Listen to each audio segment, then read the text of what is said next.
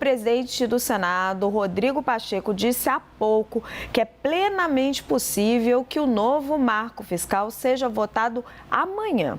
O relator da proposta no Senado, Omar Aziz, retirou o Fundo Constitucional do Distrito Federal e o Fundeb, o Fundo do Desenvolvimento da Educação Básica, do limite de gastos. Tainá Farfan está acompanhando esse assunto de perto, com lupa, e traz para nós as informações. Tainá, o presidente do Senado explicou como é que ele vai fazer essa votação e, ao mesmo tempo, sabatinar o Cristiano Zanin para o STF?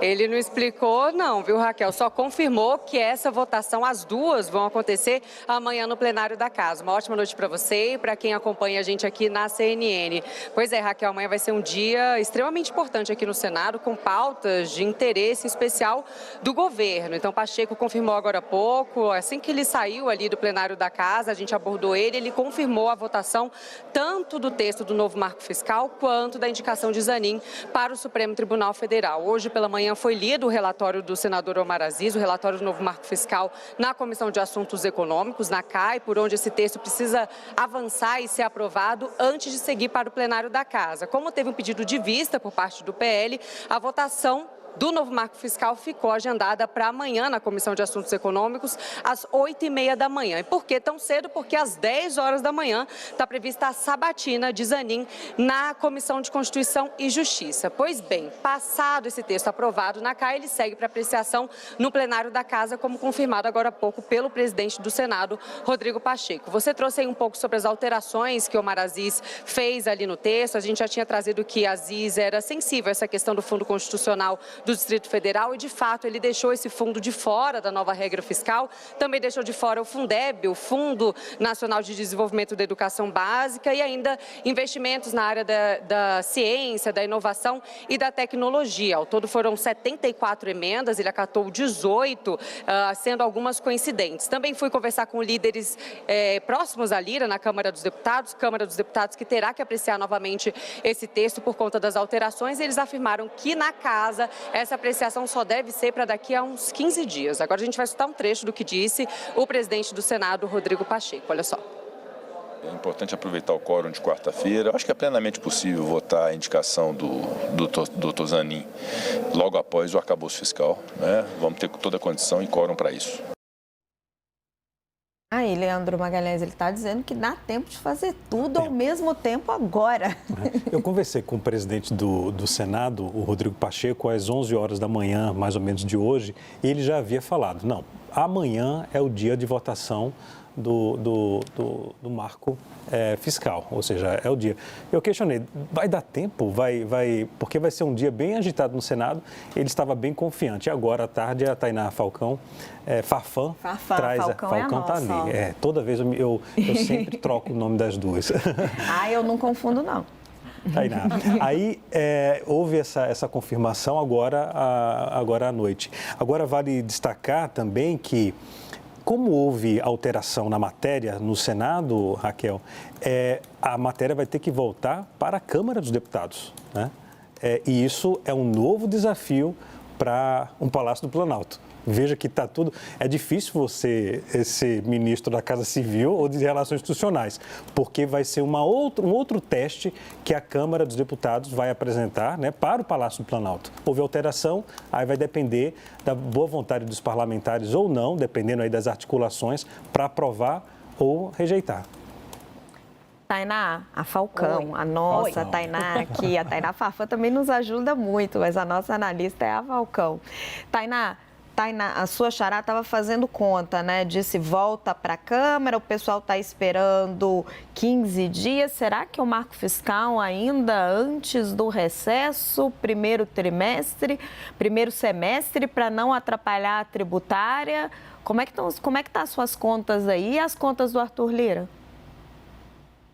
Olha, Raquel, aqui a gente está contando assim, até estava falando de tributária hoje, nesse mesmo evento que o Rui Costa estava, e enfim, estão achando que vai realmente atrasar, né? A gente viu essa discussão em torno do arcabouço fiscal, já precificando ali os congressistas e até mesmo a Fazenda, que isso ia empurrar a discussão da reforma tributária mais adiante, a reforma tributária que o presidente da Câmara dos Deputados avocou para ele como uma questão dele, né, que vai ter ali a sua assinatura, ele mesmo acordando um prazo para que isso acontecesse, mas a temperatura que a gente tem até aqui é de que isso pode ser jogado mais para frente, diante desse cenário mais embolado que a gente está vendo em relação a esses assuntos que estão sendo pautados, sobretudo essas negociações em torno do marco fiscal. Raquel.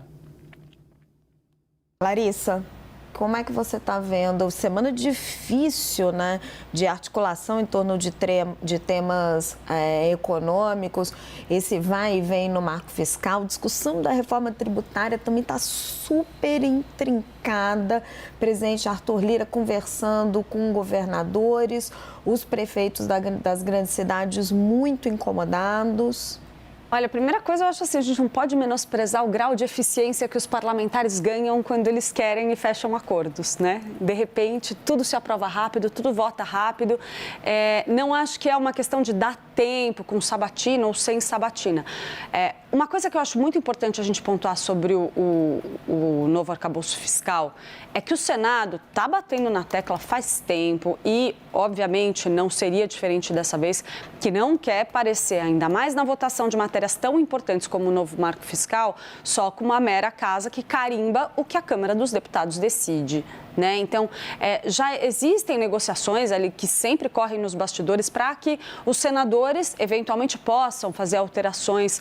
Não à toa vem uma questão como, por exemplo, Fundeb, são questões que são caras ali aos senadores, ajuda a justificar votações para suas bases. A gente está falando de garantir que recursos para a educação básica não fiquem ali com um teto imposto. Isso dá popularidade, traz visibilidade, é uma moeda importante para os parlamentares.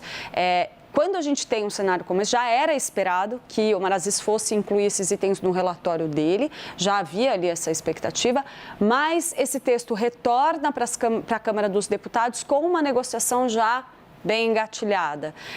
O que a gente ouve nos bastidores, principalmente junto à equipe econômica, a equipe do ministro da Fazenda, Fernando Haddad, que fez toda a articulação desse projeto desde o início, é que as negociações com o Senado estão caminhando muito bem, levando-se em consideração a possibilidade de esse texto ser devolvido para a Câmara. Claro que o governo preferia encerrar a discussão no Senado, claro, se fosse possível resolver isso lá, melhor, você não fica com prazo tão apertado, né, e tudo se resolve agora, já nesse primeiro semestre, mas há também a compreensão de agentes do governo com os quais eu conversei de que o Senado quer também ter algum protagonismo numa votação tão expressiva, tão importante como essa. Acredito que não deve haver grandes polêmicas nessa votação, apesar de haver uma alteração proposta pelo Senado, e a tendência aí é então que a gente veja isso ser resolvido, desde que tenha quórum alto, como disse o presidente do Senado, Rodrigo Pacheco. Importante aproveitar um quórum de quarta-feira, porque senão é mais uma semana que vai, estamos mais perto de julho, aí tudo para e nada avança e nada se resolve. A hora que começa a chegar perto de festa junina, férias e companhia, isso atrapalha os trabalhos no Congresso Nacional. E é isso, junto com a sabatina de Cristiano Zanin, é factível se os parlamentares quiserem e se as lideranças fizerem um acordo. Aí tudo funciona.